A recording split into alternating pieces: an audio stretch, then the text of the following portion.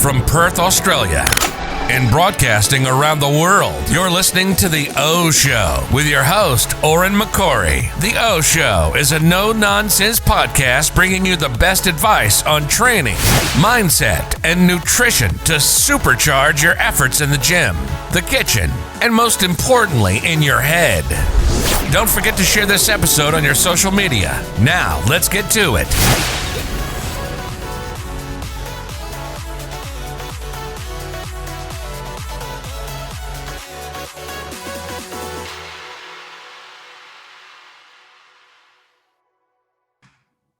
Good morning, good afternoon, good evening, guys, wherever you are in the world. Welcome to today's episode of The O Show with your host, Oren McCory. And today I am very, very privileged to have on a close friend, a mentor of mine who I've seen develop not only his own business over the years, but actually other people's business to astronomical levels. We have my good friend from Belfast, Phil Graham.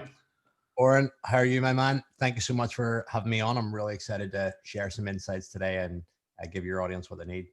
Yeah, man, it's going to be massive because especially with the year that we've had in the fitness industry, you know, a lot of people had to move online, lockdown 2.0 in the UK, America. I think the only countries that maybe aren't in lockdown are Australia and Dubai from what I'm seeing on Instagram. But it's been a hell of a year. Yeah, it's been crazy. I mean, when have the fitness industry ever been told to shut their gyms? You can't train. You know, stay healthy, but stay indoors. Don't talk to people. Don't go to the gym. And, you know, it's crazy. And I think, you know, we're coming into the end of the year, quarter four. People are winding down for Christmas. People are in holiday mode. But at the same time, too, there's an awful lot of uncertainty, especially over here in the UK and Ireland, in terms of how Christmas is actually going to unfold. So you've got this real mixed bag of people wanting to relax and switch off because they're conditioned to do that over the years with Christmas parties and stuff like that at this time of year, but also the fact that will we have to socially isolate over Christmas dinner? What's 2021 going to look like? Are we going to be locked down in January?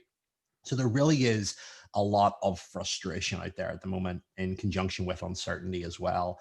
And, you know, it's a really, really interesting time, albeit I think this time of the year, especially in and around the UK, Ireland, and Europe, and parts of America, is one of the toughest times to run a fitness business. Like I said, clients are sort of switching off, wanting to chill out.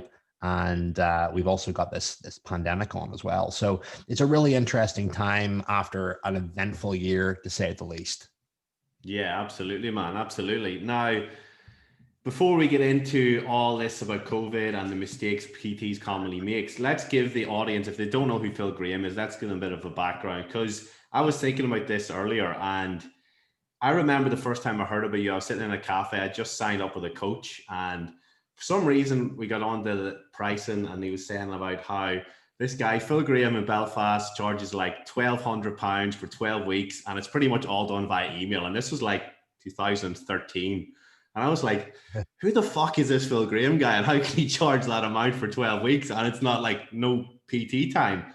And I was like, fuck, this guy's ahead of the game. And since then, you've went for multiple ventures. You got the Diabetic Muscle and Fitness book and the members site. And now you're coaching coaches to build the business of their dreams. So how have you transitioned over the years? Like that's a hell of a resume. Yeah, my career has been very exciting. An awful lot has happened in a very short space of time. And I think it all boils back to being diagnosed with diabetes when I was 16 years of age. I wasn't in any way, shape, or form athletic. I wasn't into sports or anything like that. But long story short, I was told that nutrition, exercise, personal development, medication, lifestyle were all going to be essential factors in allowing me to control my health and really just maintain my health throughout the course of my life. So when I was diagnosed with type 1 diabetes at 16, I automatically delved into all the resources and materials on nutrition and training in order to just protect myself. And with that, I found the gym, fell in love with the gym, had a very successful junior bodybuilding career, and then morphed that into a personal training business. I was brought up in a household where I was told I was going to be a lawyer, I was going to be a doctor. That's what mommy and daddy wanted. But the reality is I found the gym and I built a personal training career. And I remember selling diet plans, training programs, coaching sessions, and that just grew and grew and grew, and the demand grew. And I had obviously a great education at the time. I used that interest in health and fitness to go and study at Queen's University Belfast and really delve into the academic side of nutrition and bioscience and all these kinds of things. So I was very educated, and I also had the results to back it up. And that was one of the first things that actually got me clients. And then over time, I built my business, and I was always an entrepreneur. I was always into having ideas, bringing them to life, and then selling them, and et cetera, et cetera.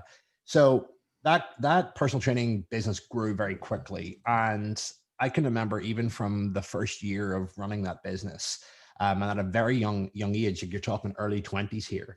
I can remember other personal trainers seeing that growth and basically coming and spending time with me. They wanted to pick my brain on nutrition. They wanted to pick my brain on how I coach people, along with a mix of business stuff. It was primarily just education to start with. I was very much into my education. At that time as well, I was also writing for the fitness industry, and that morphed into speaking for the fitness industry at events and all this kind of stuff. And I was able to travel the world and got asked to speak in various different countries on various different topics. And then I had the insight about creating Diabetic Muscle and Fitness, the world's first muscle building encyclopedia for people with diabetes. Created a huge community with that. And that was a side project, and that still runs and sells to this day and helps people all around the world. And, over that time period, the need for trainers to be coached and educated on how to grow a business was pretty big. And I was one of the first coaches, if not the first coach, with Jamie Alderton to be one of the first UK's online coaches.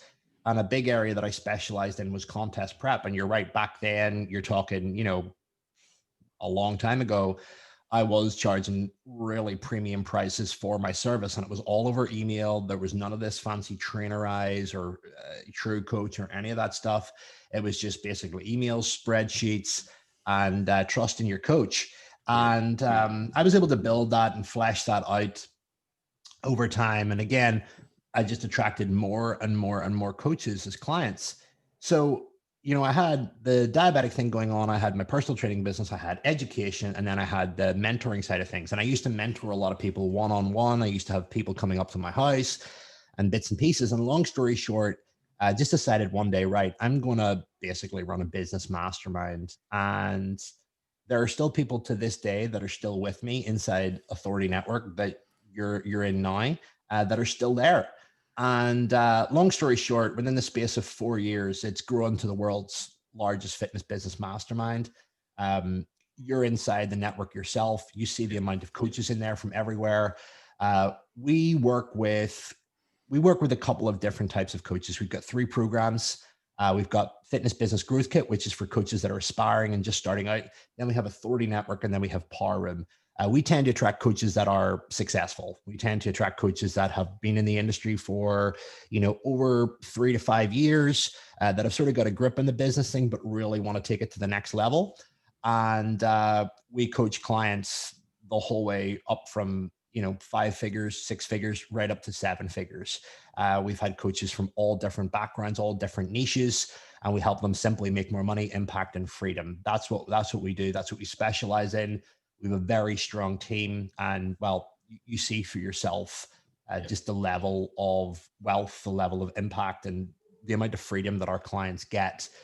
So the whole business is really just a wealth building program on top of a personal development program and a business development course as well. So, you're a prime example of somebody who's been in there, seen everything. And, sometimes it can be quite hard to believe what you actually see and what's possible and when people push themselves. So, that's been a big mission of mine, is really helping the fitness industry get off its knees and build people proper businesses and give them financial freedom. I think that's the goal for all of my clients, is I want to enable them to achieve financial freedom. I want to give them the tools to be able to have the freedom that they want in their lives, and really just take their mission and purpose and bring it to the world, and, not be the world's best kept secret. Because there's a big difference between being a coach and knowing everything versus running a business and trying to scale and grow the both of those.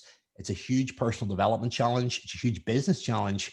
And, it definitely is something that most people don't have a clue on what to do, and they end up taking their life's work and they never reach the full potential with it. So yeah, happy to answer any questions about anything inside that, but it's, yeah, we run a substantial operation, and yeah, I'm very, very, very, very pumped to wake up to that every day. So Yeah, absolutely, mate. And how long has that been running then? From the first moment you said, right, we're going to do this business mastermind to now, what's the timeline on that?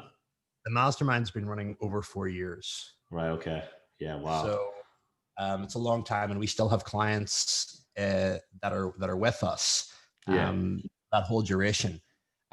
So you know, we have clients that come, we have clients that go, but we have people that, you know, want to continue to grow and scale and just love the community and everything that we do, which is constantly evolving. You know, so we're a massive input in a lot of people's lives, and you know, in 2021. It's going to be a year for high quality decision making. And in order to have high quality decision making, you need to have high quality inputs. Your food, what you put into your mind, the pressure and challenges that you also aspire to and that you have around you. And I think there's no better place, you know, for a fitness professional right now in terms of a community that's actually growing.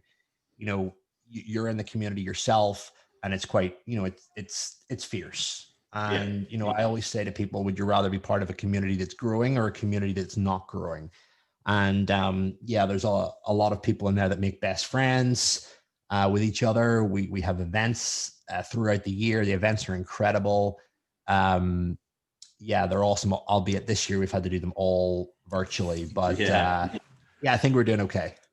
Yeah, mate, you're smashing it. So, and that's one of the things that I'm glad you mentioned that, because I was with another coach, but what I kind of craved was that community aspect where you've other people on the same thing. Because having a coach is great, and you get that one-on-one time. They can kick you up the arse and do stuff. But what I noticed about your guys, and I think it was after the first big event you done during COVID, I was like, oh, this is an actual tribe of people who are all fucking winning.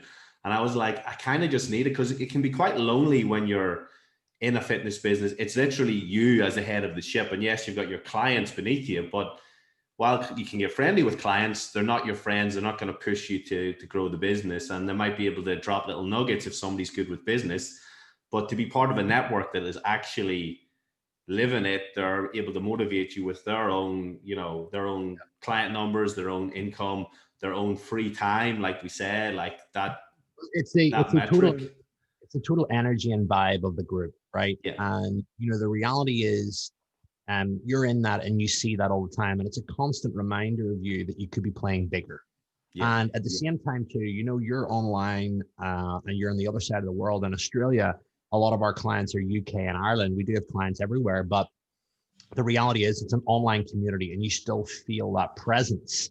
Yeah. And, you know, you haven't been to that actual real life event yet, which, you know, somebody explained it the other day. Whenever you finish a live event, it's like, you know, being on drugs coming off the end of it. You know, when you're in a room with people that are really ambitious, that want to grow, that want to support you, it's very powerful, because as an entrepreneur, it's incredibly lonely. You know, if you're a personal trainer or a coach, you'll probably realize that all the coaches and trainers around you sort of secretly possibly want to see you fail, maybe aren't as interested in growing the business as you. And the reality is you've got a few friends dotted over the place, but the reality is they're not there in a collective. And as a result of that, your head can start to spiral when you're on your own. And what makes a really good entrepreneur is being comfortable in their own skin and being able to operate and being able to do things in their own private space. But you need a community to charge you up and give you ideas and give you inspiration. And, you know, like you said, you weren't exposed to that community element. And when you come into that community element, if anything, it's more powerful sometimes in the coaching, because it's just a constant current of energy that's just reminding you, hey, you need to be thinking bigger. And it's that grows you a lot, in conjunction, obviously, with the training, the support, and everything else that you get. Yeah, absolutely, mate. And I think we've identified that that's one of the key things, I guess, that PTs lack, or mistakes that they make, is they don't surround themselves with that energetic community. Now, let's pull the pin and let's see what your opinion is. Like, the three biggest mistakes, apart from community and not surrounding yourself with the right people, what do you see from people outside of your group who maybe they come to you at the start and you do your whole genius model and you're picking apart their business of what sucks, what's good, what's bad. And like, what do you commonly see as the big mistakes that everyone makes across the board? I classify business challenges into two categories. One, there's identity issues in terms of how somebody sees themselves and how the world sees them, what their perception of that is. And then there's also business tactical or strategic elements as well, such as marketing, sales, etc. 99% of the problems exist in the identity element. A lot of coaches, particularly outside of our group, because we specialize in obviously coaching clients in all these areas, is that they struggle with identity. They don't really know who they are. They don't really know what their purpose is, what their vision is. And as a result of that, they don't have a strong bedrock. They don't have a strong identity. And they're very prone to not believing in themselves. They're very prone to shiny objects. They're very prone to distractions and comparing themselves to other coaches. And as a result of that, tail spinning into thinking, I shouldn't be charging that. What are they going to think of me? How am I going to look if I fail? These are all core elements of the disgruntled, disorganized, and unsuccessful coach. All right. They compare themselves a lot. They wake up in the morning. They have no routines or no non-negotiables. They're highly scattered. They're in and out of Facebook or in and out of social media day in, day out with actual no purpose. You know, if you're a coach listening to this and you've already been on your phone on and off all day, ask yourself, what has been the outcome of that bar? Just looking at other people and just tapping things and whatever. The coaches that are successful believe in themselves. They know fine rightly that they're worth every single penny. They aren't afraid to charge it. They aren't afraid to embrace marketing and sales. They implement like crazy. They're not worrying about perfection and having everything done. You saw the post the other day from Mark Rhodes, who started with me just under 2K a month and is now doing like 25K a month. And he said perfection is cowardice. And that is so true. The reality is you build your coaching program as you go. It's never going to be perfect from day one. The reality is your client doesn't care about, you know, things like branding. It doesn't care about like what app you use. They care about one thing and one thing only, and that is the result. And as an evolving entrepreneur, you will get smarter, more efficient, more effective with your delivery mechanism over time, right? And you will know where the bottlenecks are. You will know where the challenges are. And it's up to you to smooth that. You've got coaches that, you know, and this is a pattern. The coaches that earn the lowest amount of money are focused on, you know, their brand colors, their logo, the highlight that they put around their things so they look like a Smurf. You know, they're focused on stuff that doesn't actually get clients. What gets clients is your messaging. What gets clients is your results and your ability to sell. Okay. So if you don't have a strong message and you don't know the pain points of your audience and you don't communicate that regularly, and you also don't have good results and you don't know how to sell or you don't believe in yourself, these are going to be the main problem with your business. Not looking at the color of your logo or what font that you use or how much graphics you put on your Instagram. This is all like, or disappearing on video or turning yourself blue. Like all these magic tricks, like, don't get me wrong, they look good. They maybe look good. They maybe capture attention, but really, do they get the sale over the line? Anybody that runs a business that knows what they're talking about will 100% be nodding their head right now, right? Branding and stuff is super important, but the reality is more important is who's your niche? What is your messaging? Are you a good coach? Can you get results? Can you sell? You know, the rest will figure itself out, provided that you're hammering the basics, right? And I talk about the 4 things that people should be focused on. Number 1 is identity, having something to do every day to build you. Now that's going to be health and fitness related. So you're looking after your engine, and then also your identity in terms of how you perceive challenges, how you see the world. And then there's 3 things business-wise: booking sales calls, doing sales calls, and delivering a great service. That's all you need to focus on, right? And when you can distill your daily efforts and get really clear on what you need to do, and you can focus on those things wholeheartedly, you're going to be successful. And here's the deal. Building a great business, building a 6-figure business, a 7-figure business is excruciatingly boring, right? That's why most people don't have it, because they don't last long with their vision. They get to a target and they hit their money target, and then all of a sudden they're done. Then what you realize is they never grow. So what you've got to do is you've got to constantly be raising the ceiling on what is your norm, right? We had a conversation before this, and I think you said you were doing 20K a month. That's your norm. That's 2021's starting point. And the reality is that should make you feel uncomfortable, right? When that makes you feel uncomfortable, it makes you know that, hey, I've got to currently deliver that to get to that number. And that's my starting point. How do I go to 30? How do I go to 40? And the reality is that has to tie in with what you want in life. And then you've also got to put in the right struts. Growing a fitness business, all you're doing is adding clients into your system, and you're just giving yourself more work. You're growing your client base and you're growing your numbers, but you're going to certainly tank. And the reality is every fitness professional who doesn't have systems in their business will know this. You cannot grow into pain. So you begin to subconsciously associate bringing on clients with more hassle. That then spills into your marketing. That spills into your sales. And the reality is you just grow into pain. You don't have any freedom, right? And I've seen online coaches just as capped for time as well as personal trainers in the gym capped for time, right?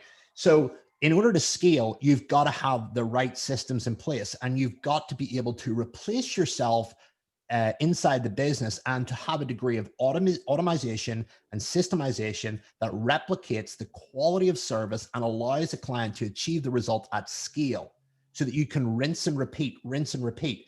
And of course, you're going to get people going, oh, well, you don't get one-to-one attention. If you associate business growth with one-to-one attention, you clearly do not understand systems and leverage. If you want to impact more people, you have got to build in the right systems and the right infrastructure to, like I said, get a result at scale on a repeatable level. Your client does not give 2 iotas whether or not they work with you one-to-one or not. They do not care what qualifications you have. They do not care how long you've been in the industry. They care about one thing and one thing only: their own selfish desires, i.e. their result, right? So if you can manufacture a business that is set up with the touch points, the automation, the systemization, the team to allow you to achieve that again and again and again, that is going to build your confidence and allow you to sell it. All right. So that you have to change your mindset around that. If you're going to grow a big business, you cannot do everything one-to-one. You're going to drive yourself into the ground. So, you've seen some of the systems. We launched Leverage Coach earlier on this year, and you're seeing people post in the group going, my clients are winning, more clients are staying, more clients are joining, and I'm hardly ever working. Mm-hmm. So, you get to see that firsthand. So, it's about, like I said, getting the result at scale. There's a difference between growing and there's a difference between scaling. Mm-hmm. Yeah. And in terms of, that's a lot in terms of the mindset. But one thing that, and I was listening to your podcast today and you were talking about Mission Ready, which is coming out soon. So obviously productivity is a massive thing. And guys, if you're on YouTube, get a look at what Big Phil's holding up, which is basically like a pimped out version of the high performance planner, right? It's like an upgraded, better version of that from what I can see. Yeah, the high performance planner, if you can even write on it. Yeah. So look, I mean, if you know me on a personal level, if you've ever, I'm a workhorse. I get a lot of stuff done, and productivity and efficiency and just maximum output are really important areas in my business and in my life. I always want to make sure that I'm making really good use of my time. Like, I'm one of those guys that, gets like super, like, I can't sit still, in the sense of I hate the fact to know that I could be using my time wiser. I hate dead time. Yeah. So I, for years, was journaling with just moleskins, and I was just writing the stuff out in these notebooks. And I kept realizing that over the years, I was asking myself the same questions. I was planning the same stuff. And I just wished I had a system to be able to collectively summarize it and to be able to look at it. And one thing that's really, really powerful about journaling is the ability to look back at what you were writing compared to what you're writing now. If anybody ever looks at any of their journals, look at how much growth you've experienced. I believe journaling is very important in terms of just dumping your mind and cleaning it, and almost using the journal like an external brain. And, inside that brain, you want to be able to have, key things like income projections. You want to be able to have how you're going to focus on on your identity, your health, people you want to connect with, people you want to avoid, lessons and learning. And I mean, a great life is built up of looking forward, projection, and looking backwards, reflection. And it's a matter of combining the two in order to move forward and acquire wisdom and meaning in life so that you can move forward. One of the themes for the book is ready for peace, ready for war. If you are from Northern Ireland, you'll probably think that's a paramilitary slang. But the way I sort of made that was, as a business owner, we get presented with chaotic situations out of the blue all the time. Clients want to leave, tax bill, blah, blah, blah. We also get big wins. Clients have big wins. We get new clients who have a big sales month. And it's the ability to stay balanced and focused and poised throughout that. And that's going to be a result of you asking just really good quality questions. So I was frustrated using these moleskins, and I formulated basically what I've been doing for pretty much 7+ years into mission ready system, so that you're mission ready for your day, you're ready for your mission, vice versa, and you can just implement it and deploy it every single day. Because, it's a really harsh reality that sometimes makes people feel uncomfortable. But if you ask yourself right now, are you happy with what you have in your life? And are you happy with what you have in your business? It's either going to be a yes, or it's going to be a no, or it's going to be sort of, I know that I can achieve more. Most people are going to say, sort of, I can achieve more. We all have the same 24 hours in a day. You have the same 24 hours as me. Everybody else listening to this is the same 24 hours as you. And it's about how you use those 24 hours. And that's why I'm saying that vision is so important. It gives you optics to look forward. And if you do not look at that vision on a daily basis, you're going to forget it. You're going to get distracted. And when you get distracted, then you get pulled apart by distractions. So, that is exactly why I designed it, is to keep one centered, focused, clear, on objective. And, the reality is, you need to set goals. Like, what do you want to be doing when you're 40 years of age? Financial freedom is a big, big goal of all of my clients. Financial freedom, control of time. That is not going to come by browsing on social media all day. That is not going to come by focusing on low priority tasks. That is not going to come by not believing in yourself, right?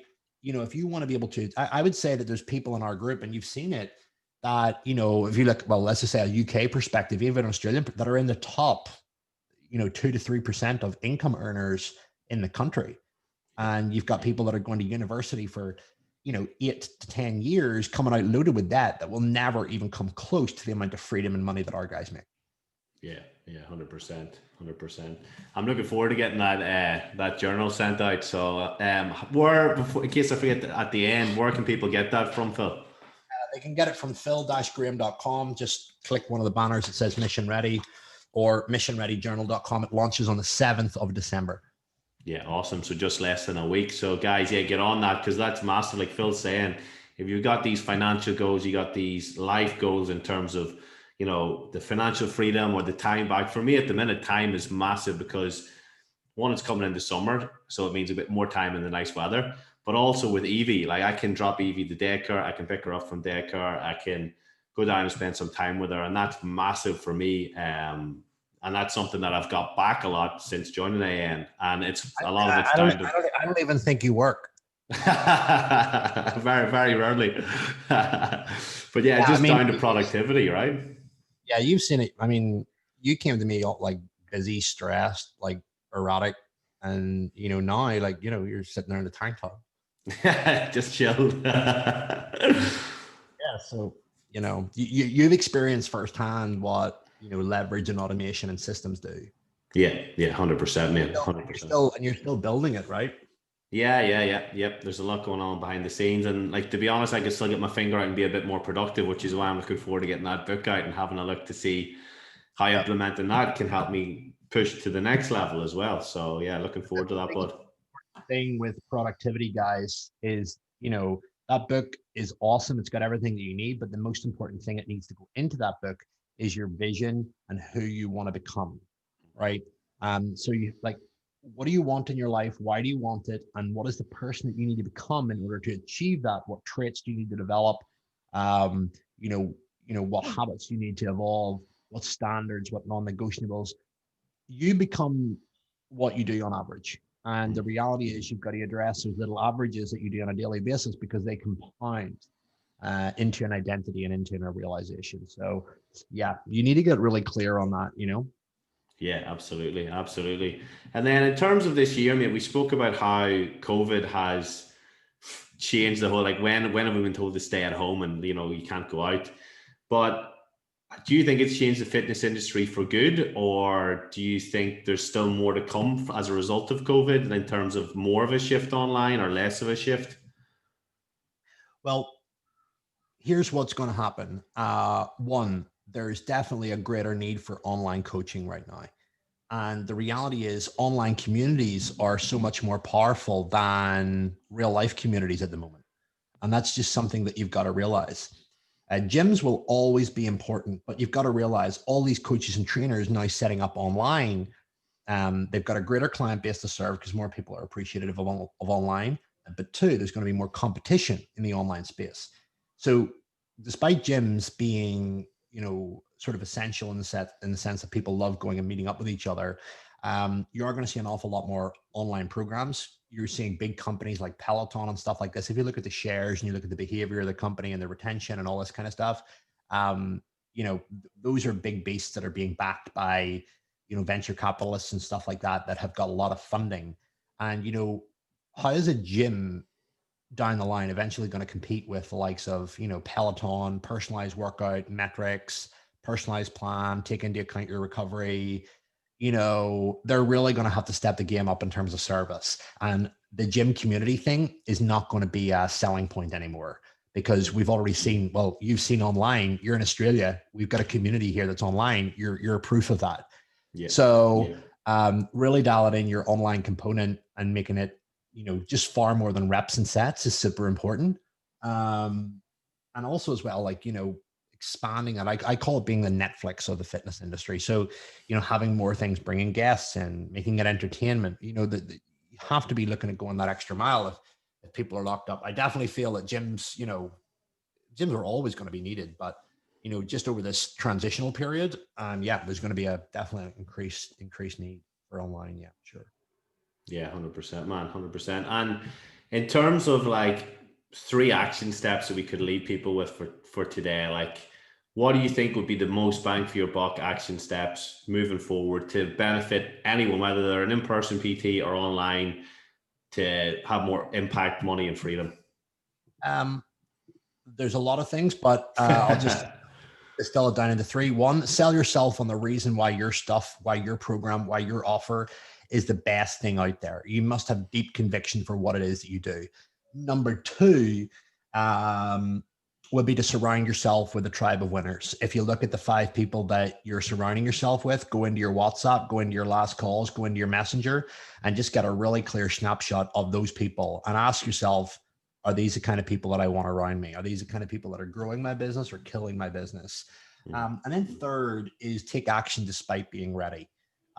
Perfection is cowardice. I really feel that, take action, get the head down, get on with it, and build your business as you go. Like I said, last year was this year's starting point. So, if you can get through a pandemic and, run a fitness business and serve and lead your clients, then, you've already got leadership elements inside you. So yeah, those would be 3 sort of key takeaways. Hope that was useful. Yeah, 100%, mate, 100%. So before we finish, just drop your Instagram handle, the website, and that link again for the Mission Ready book next week. Yeah, if you just go to phil-graham.com, and on Instagram, just type in philgraham01 and you'll find me. Perfect, mate. Perfect. Phil, I can't thank you enough for coming on. I think there's going to be tons of value in here for people. And yeah, if everyone just implements even a little bit of this, they can go a long way. And then they can hit up AN and they can go even further. My pleasure. Oren, thank you for taking the time to do this, because I know how much podcasts take up time with the editing and stuff. So thank you, brother. Thanks, mate. I'll speak to you soon inside the group. See you soon. Thanks, bud. Thanks for listening to The O Show with your host, Oren McCory. If you liked this episode, then please subscribe to the podcast wherever you're listening and share this on your social media. We'll see you on the next episode for more no-nonsense advice to help you supercharge your efforts in the gym, in the kitchen, and most importantly, in your head. See you then.